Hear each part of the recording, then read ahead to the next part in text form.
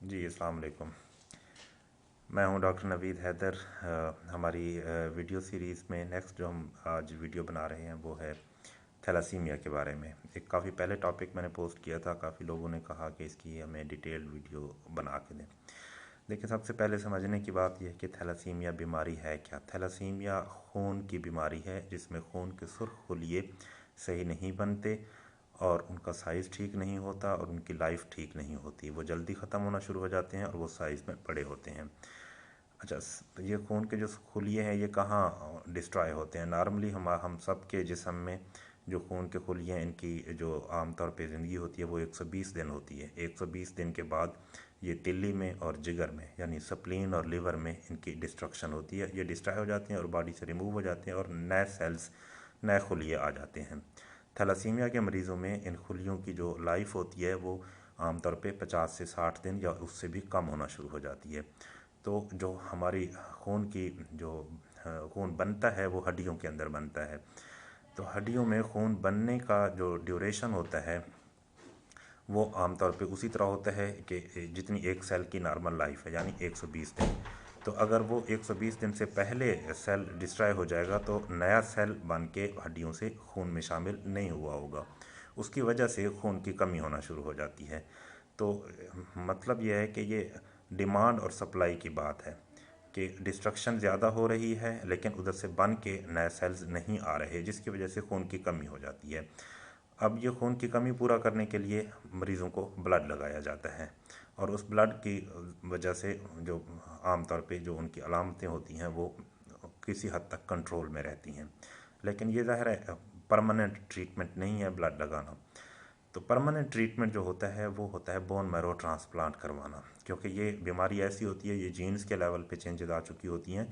اس بندے کی اپنی جو بون میرو ہے، جو گودا ہے ہڈیوں کا جو خون بناتا ہے، وہ نارمل کبھی بھی خون نہیں بنا سکتا، اس لیے ایک نارمل انسان کا گودا لے کے تو اس مریض میں کی ہڈیوں میں رکھا جاتا ہے تاکہ وہ نارمل خون بنا سکیں۔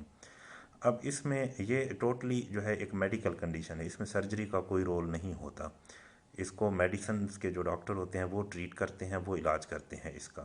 لیکن ہوتا کیا ہے، جب خون لگاتے رہتے ہیں مریضوں کو، خون لگانے کی وجہ سے ان مریضوں کے اندر جو آئرن ہے، فولاد ہے، آئرن کی مقدار بڑھنا شروع ہو جاتی ہے۔ اب وہ کیوں بڑھتی ہے، یہ ایک میڈیکل ٹاپک ہے۔ تو آئرن کی مقدار بڑھنے کی وجہ سے جو ایکسٹرا آئرن ہوتا ہے یہ ہمارے کچھ اعضاء کے اندر جمع ہونا شروع ہو جاتا ہے، خاص طور پہ یہ تلی میں، سپلین میں اور لیور میں جمع ہوتا ہے، اس کے علاوہ کہیں بھی جمع ہو سکتا ہے، دل میں ہوتا ہے، مریضوں کو دل کا مسائل شروع ہو جاتے ہیں اور باقی جگہوں پہ ہوتا ہے۔ تو ہم چونکہ سرجیکل پوائنٹ آف ویو سے بات کر رہے ہیں تو تلی کے اندر آئرن جمع ہونا شروع ہو جاتا ہے، ٹھیک ہے، جس کو ہم کہتے ہیں ہیموکرومٹوسس ہو رہی ہے، ٹھیک ہے، یا ہیموسیڈروسس ہو رہی ہے، دو ایک ملتی جلتی کنڈیشنز ہیں۔ اس کی وجہ سے یہ ہوتا ہے کہ تلی کا سائز بڑھنا شروع ہو جاتا ہے۔ تو جب تلی کا سائز نارمل سے زیادہ ہو جاتا ہے تو پھر وہ نارمل سے زیادہ ایفیشنسی سے اور زیادہ تیز رفتاری کے ساتھ جو سیلز ہوتے ہیں ان کو ڈسٹرائے کرنا شروع ہو جاتی ہے۔ تو تھیلاسیمیا کے مریض میں ایک تو پہلے ہی جو سیل بنا ہے، خلیہ بنا ہے، اس کی عام زندگی سے آدھی زندگی ہے، یعنی 120 کے بجائے 50 دن ہوتا ہے۔ تو جب سپلین تلی اس کا سائز بڑھ جاتا ہے تو وہ جو صرف 50 دن رہنا ہوتا ہے خلیہ سیل ہمارا ریڈ بلڈ سیل، اس کو 50 دن سے بھی پہلے ڈسٹرائے کرنا شروع کر دیتی ہے۔ تو بجائے ایک خون لگانے سے مریض میں بہتری ہے، دن بدن اس میں خرابی آنا شروع ہو جاتی ہے، کیونکہ جتنا خون زیادہ لگے گا اتنا آئرن کی مقدار بڑھے گی، اتنا سپلین کا سائز بڑھے گا اور اتنا پھر خون زیادہ ڈسٹرائے ہوگا، پھر مریض کو اور زیادہ خون کی ضرورت پڑتی ہے۔ تو اس طرح کرتے کرتے ہوتا یہ ہے کہ مریض کو ہفتے میں، 10 دن میں، 15 دن میں خون لگانا پڑ جاتا ہے۔ تو جب یہ سچویشن آ جاتی ہے کہ تلی کا سائز بہت بڑھ چکا ہوتا ہے، خون کی جو ریکوائرمنٹ ہے، جو ضرورت ہے مریض کو وہ بہت زیادہ ہو چکی ہوتی ہے، پھر جو فزیشین ہوتے ہیں جو ٹریٹ کر رہے ہوتے ہیں، علاج کر رہے ہوتے ہیں تھیلاسیمیا کا، پھر وہ یہ کہتے ہیں کہ جو تلی بجائے اس کے کہ وہ بہتری کے لیے کام کرتی، اس وقت وہ خراب ہو گئی ہے اور وہ ہمارے جو مریض ہے اس کو اور زیادہ خراب کر رہی ہے، اس کی خون کی جو ضرورت ہے اس کو نارمل سے بھی زیادہ بڑھا رہی ہے۔ تو پھر وہ ہمارے پاس بھیجتے ہیں سرجنز کے پاس، ہمیں وہ کہتے ہیں کہ اب آپ اس کی سپلین کو، تلی کو نکال دیں، تاکہ جو خون لگانے کی جو ضرورت ہے مریض کو वो नॉर्मली थैलासीमिया के मरीज़ को जो महीने से 50 दिन के दरमियान में एक बोतल खून की या एक दफ़ा खून लगाना पड़ता है, वो तिल्ली के बढ़ने की वजह से हर हफ्ते लगाना पड़ रहा है या 10 दिन के बाद ज़रूरत पड़ जाती है। तो फिर वो कहते हैं आप बेहतर है आप इस तिल्ली को निकाल दें। उस सूरत में हम सर्जन्स जो हैं वो स्प्लीन को बॉडी से रिमूव कर देते हैं, निकाल देते हैं ऑपरेशन करके। तो कुछ लोग ये समझते हैं कि शायद इसका इलाज ही यही है कि जी स्प्लीन निकाल दी जाए। इलाज ये नहीं है, ये वक्ती तौर पे या ये उसकी जो शिद्दत है उसको कम करने के लिए किया जाता है। स्प्लीन के निकालने के बाद थैलासीमिया वैसे का वैसे रहता है, वो ख़त्म नहीं होता। थैलासीमिया ख़त्म करने के लिए बोन मैरो ट्रांसप्लांट करना पड़ता है। स्प्लीन निकालना इसलिए ज़रूरी हो जाता है जब मरीज़ को खून लगाने में बहुत ज़्यादा उसकी ज़रूरत पड़ रही हो खून लगवाने की। हर हफ्ते 10 दिन के बाद खून लगाना पड़ रहा होता है, तिल्ली का साइज़ बहुत बढ़ चुका होता है, या फिर और उसके तिल्ली के साइज़ बढ़ने की वजह से और मसाइल होना शुरू हो जाते हैं। तो एक बात याद रखने की है, अब बहुत से लोगों ने मुझसे कांटेक्ट किया, मैसेजेस किए, कॉल्स की कि जी हमारा बच्चा है उसको हम 2 महीने बाद खून लगवाते हैं, उसका हम तिल्ली का ऑपरेशन करवाना चाहते हैं।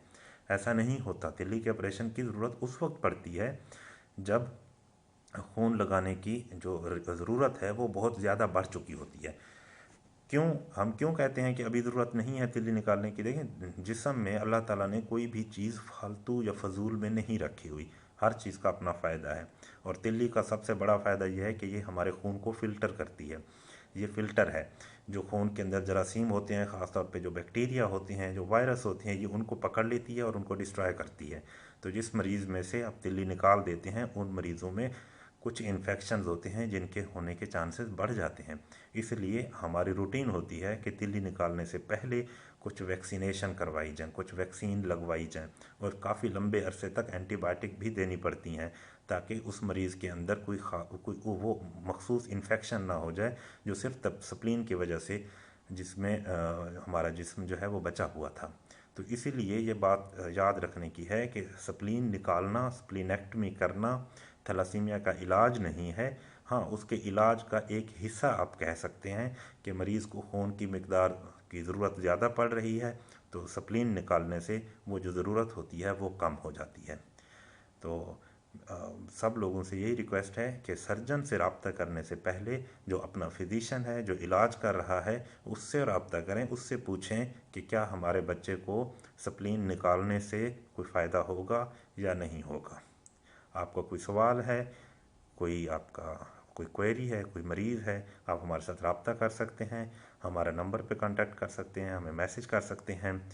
और अगर आपका कोई मुस्तहिक मरीज़ है जो इलाज अफोर्ड नहीं कर सकता, वो भी हमारे साथ रब्ता कर सकता है। इंशाल्लाह हम उसका मुफ्त इलाज करवाएंगे और उसका बंदोबस्त करेंगे। बहुत शुक्रिया। अल्लाह हाफिज़। आप सब दोस्तों से गुजारिश है कि आप हमारा चैनल जो है इसको सब्सक्राइब करें, अपने दोस्तों को बताएं, अपने जितने भी आपके फ्रेंड सर्कल हैं, फैमिलीज़ हैं, उनके साथ शेयर करें, लाइक करें और सब्सक्राइब ज़रूर कर लें ताकि हमारी इस तरह की जो वीडियोज़ हैं वो आप लोगों तक पहुंचती रहें। बहुत शुक्रिया।